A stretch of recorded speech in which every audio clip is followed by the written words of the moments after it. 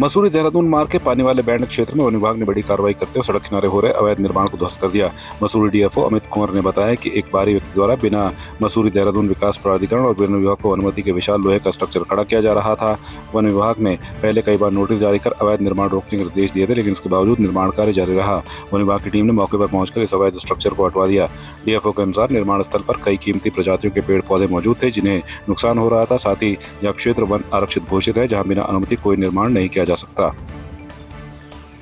मध्य प्रदेश के भाजपा मंत्री कुंवर विजय शाह द्वारा सेना के अधिकारी कर्नल सोफिया कुरैशी को लेकर की गई आपत्तिजनक टिप्पणी ने देश भर में आक्रोश फैला दिया है। शाह ने कर्नल कुरैशी को आतंकवादियों की बहन कहकर संबोधित किया, जिससे राजनीतिक हलकों में बवाल मच गया है। इस टिप्पणी के विरोध में मसूरी में कांग्रेस महिला अध्यक्ष जसबीर कौर के नेतृत्व में कांग्रेस कार्यकर्ताओं ने पिक्चर पैलेस चौक पर जोरदार प्रदर्शन किया और भाजपा मंत्री का पुतला फूंका।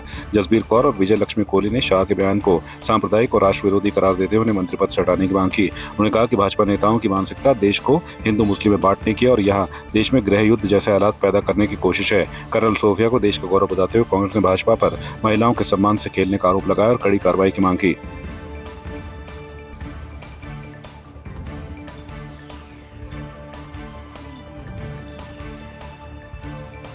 मैं ये जसबीर कौर जी का बहुत बहुत धन्यवाद कहती हूँ कि महिला सशक्तिकरण के लिए आपने जो ये कदम उठाया ये बहुत ज़रूरी था।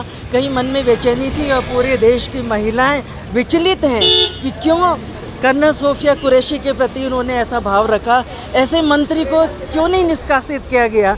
और ये मोदी जी की तरफ से पहले पहल हो जानी चाहिए थी और वो आराम से उसको सहन कर रहे हैं। हम सभी महिलाएं, पूरे देश की महिलाएं बहुत दुखी हैं और हम इसकी आवाज़ उठाएंगे और हम चाहेंगे कि उस मंत्री को कड़ी से कड़ी एफआईआर करवाने से कुछ नहीं होता, उसके लिए कड़ी से कड़ी सज़ा दी जाए। और कर्नल सोफिया कुरैशी जी को हम बहुत इज्जत करते हैं। उन्होंने देश के लिए और आतंकवाद के खिलाफ जो अपना कदम उठाया और जो अपनी वीरता दिखाई, वो सभी महिलाओं के लिए सम्मान की और देश के गौरव की। मसूरी के हाथीपांव क्षेत्र में भूमाफियों द्वारा अवैध रूप से सड़क किनारे लगाए गए तार बाड़ से वन्य जीवों को भारी दिक्कतें हो रही हैं। स्थानीय लोगों और सभासद जसबीर कौर ने इस गंभीर मुद्दे को उठाया है, जिसमें जंगली जानवर जैसे तेंदुआ, हाथी और बंदर फंसकर घायल हो रहे हैं। तार बाड़ के कारण उनकी प्राकृतिक गतिशीलता प्रभावित हो रही है, जिससे उनका जीवन संकट में है। स्थानीय लोगों ने वन विभाग की निष्क्रियता पर सवाल उठाया है, क्योंकि विभाग ने कई बार शिकायतों के बावजूद कोई ठोस कदम नहीं उठाए। डीएफओ अमित कुंवर ने मामले की गंभीरता को समझते हुए सड़क किनारे लगे तार बाड़ हटाने के निर्देश दिए और इस कार्रवाई में शामिल भूमाफियाओं के खिलाफ कानूनी कार्रवाई करने का आदेश दिया है। उन्होंने कहा कि वन्य जीवों की सुरक्षा सुनिश्चित करने के लिए नियमित निगरानी की जाएगी।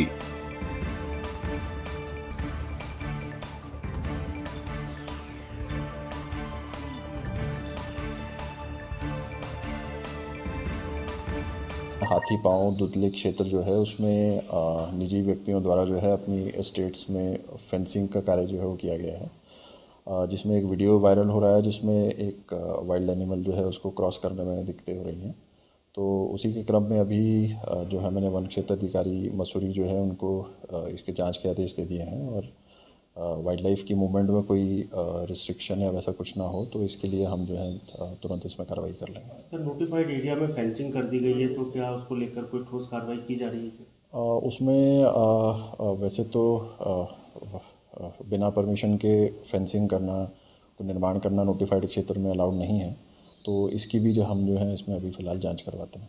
तो क्या इसके लिए संयुक्त टीम बनाई जाएगी जिससे कि फेंसिंग हटा दिया जाए? अभी फ़िलहाल जो है रेंज ऑफिसर से रिपोर्ट मांगी गई है। रिपोर्ट के आधार पे जो भी आगे का प्रोसेस होगा वो हम लोग करेंगे। हमने हाथीपांव क्षेत्र में देखा और दुधली क्षेत्र में कि जो जितने भी भूमि मालिक हैं उनके द्वारा वहाँ पर फेंसिंग लगा दी गई है और वो ऐसी तार लगाई गई है जिसमें से कि चिड़िया भी नहीं निकल सकती। तो सड़क के दोनों तरफ उन्होंने जाली लगा दी गई है अपनी सड़क के किनारे, इसके ज़मीन के किनारे। और ऐसे ही गांव में जो जिन लोगों की जितनी जितनी ज़मीन है उन्होंने भी उसके जालियां लगा दी हैं, जिससे कि जानवर बहुत प्रभावित हो रहे हैं। क्योंकि हमने एक वीडियो देखा, आपने भी देखा होगा, और उसमें जो काकड़ हैं वो इधर उधर भाग रहे हैं, तड़प रहे हैं इधर उधर भागने के लिए। दूसरा ये है कि पानी पीने के लिए उनका कोई रास्ता नहीं है, क्योंकि नीचे स्रोत हैं, जानवर वहाँ पानी पीने के लिए जाता है, परंतु बीच में से दोनों तरफ जाली लग गई तो जानवर जा ही नहीं पा रहा। और एक बात और भी है कि जितने हमारे वहाँ के स्थानीय लोग हैं या पर्यटक हैं, उनके साथ कई बार ऐसा हो चुका है कि बघेरे से टकराव हो चुका। कई बच्चे ऐसे हैं जिनकी सांस तक रुक गई बघेरे को देख के। अब बघेरा किधर भागे और वो बेचारा बच्चा किधर को भागे। तो ये जो जालियाँ लगाई गई ये नियम विरुद्ध है, क्योंकि हमने डीएफओ साहब से भी बात करी, उन्होंने भी बोला कि ये सारा नोटिफाइड एरिया है और नोटिफाइड एरिया में आप ऐसे जालियाँ नहीं लगा सकते।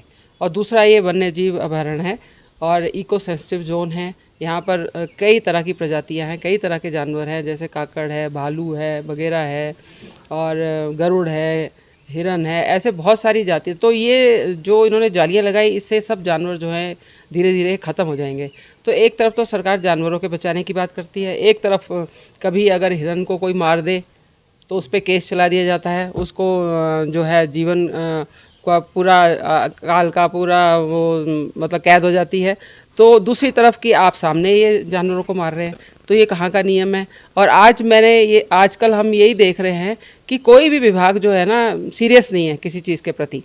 जो शहर में हो रहा है होने दो, अगर वहाँ जालियाँ लग रही है, कोई वहाँ जंगलात वाला नहीं देख रहा कि वहाँ पर जालियाँ लगाई जा रही हैं।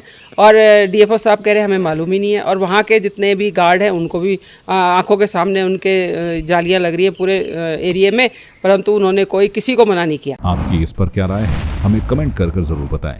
इसके साथ ही आप हमारे YouTube चैनल को सब्सक्राइब कीजिए। आप हमें Facebook, Instagram, Twitter पर फॉलो भी कर सकते हैं और संवाद 365 के साथ एक क्लिक में जुड़ने के लिए डाउनलोड कीजिए संवाद 365 ऐप।